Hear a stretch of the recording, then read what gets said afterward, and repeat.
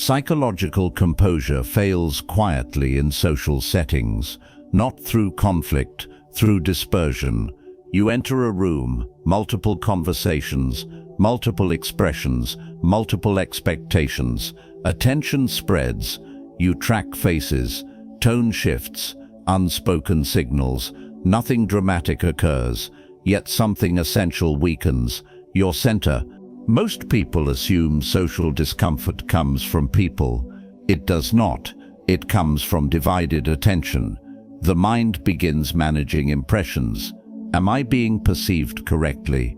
Did that land well? Should I adjust? Each question pulls you outward. The more attention leaves your center, the less composure you retain. This is why social environments exhaust the mind more than physical effort. Not because they are hostile, but because they demand constant calibration. Psychological composure requires a fixed reference. Social settings encourage fluid ones. You adapt tone, you adapt posture, you adapt expression. Adaptation feels polite, but over time it dissolves stability. You stop operating from structure and start responding to atmosphere. This is the quiet failure. Control is not lost suddenly. It is diluted gradually. Composure breaks not when something goes wrong, but when nothing anchors you. The Stoic response was not withdrawal, it was concentration. They did not reduce interaction, they reduced internal noise. Attention stayed unified, even in crowded, reactive environments. This is why Stoics appeared composed in meetings, gatherings, and tense rooms. They were not monitoring everything. They were monitoring one thing: their position. If social situations consistently drain you, the issue is not interaction, it is excess output. In the next phase, we will examine how unnecessary expression weakens psychological composure and why restraint in speech stabilizes the mind in social situations. Composure weakens when expression becomes excessive, not because speaking is harmful, but because expression disperses attention. Each unnecessary sentence moves attention outward. You watch reactions, you adjust tone, you evaluate reception. The mind splits. Part of it speaks, part of it monitors. This division erodes stability. Social environments encourage expression. They reward contribution.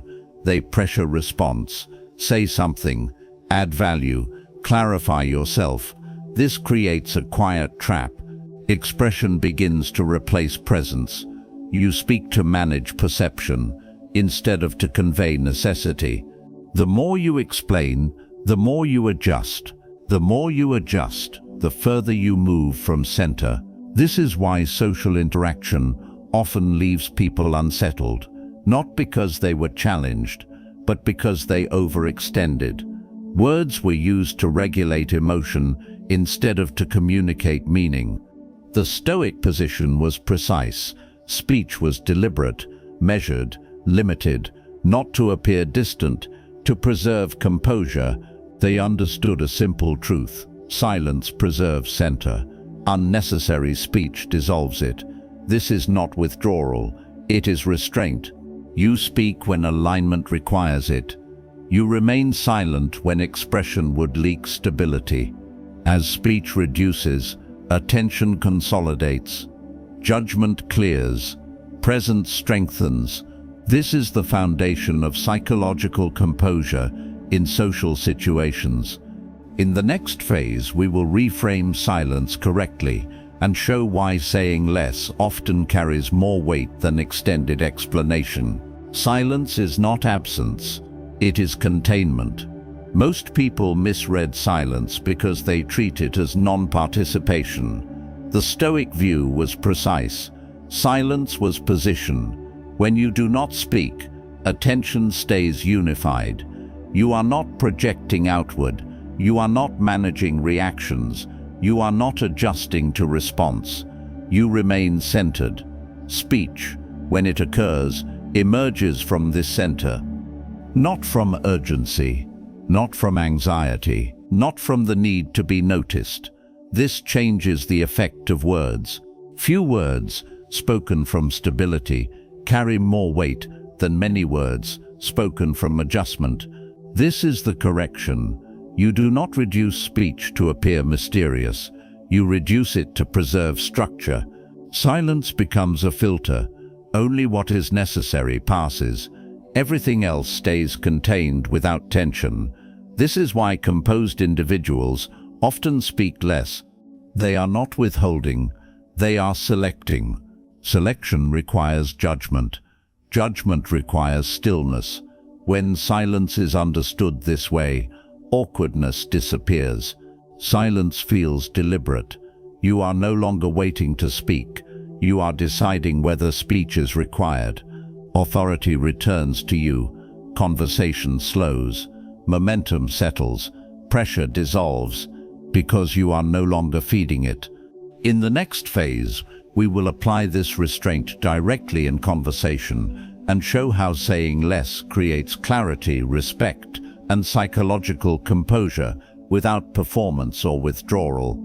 Application happens in live interaction. Someone speaks at length, someone fills space, someone creates pressure to respond. This is where restraint is tested. You do not rush to reply.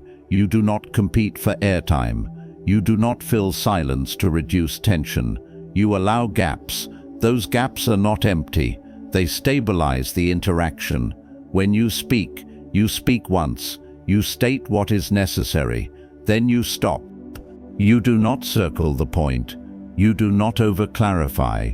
You do not defend tone or intent. This preserves internal alignment. Each extra sentence invites adjustment. Each adjustment leaks composure. Restraint keeps speech precise. You listen fully. You respond selectively. You end cleanly. This shifts the dynamic. Others may continue speaking. They may explain. They may correct themselves. You do not interrupt this process, because silence returns pressure to its source. This is not manipulation, it is structure. You are not withdrawing, you are governing interaction through restraint. Conversation slows, words gain weight, presence becomes tangible. This is psychological composure in motion, not through dominance, through precision. In the final phase, we will integrate this restraint into identity and complete the arc from internal stability to unforced social presence. At this point, composure must become identity, not something you remember to practice, something that defines how you show up. You are no longer someone who manages conversations. You are someone whose presence is already settled. Social environments may be active. People may talk excessively. Expectations may exist. None of this pulls you off center, because your stability does not depend on expression. You speak when alignment requires it. You remain silent when speech would dilute clarity. This is not detachment. It is discipline expressed socially. Words regain weight because they are no longer used to regulate emotion. Silence stops feeling empty because it is occupied by structure. This is psychological composure, not avoidance, not dominance, presence without leakage. When this becomes consistent, others feel it immediately. Conversation slows around you. Reactivity decreases. Respect emerges without demand. This completes the foundation. From here, composure deepens further. In the next video, we will narrow this discipline even more and examine why saying less often communicates far more than explanation ever could. That is where restraint turns into influence.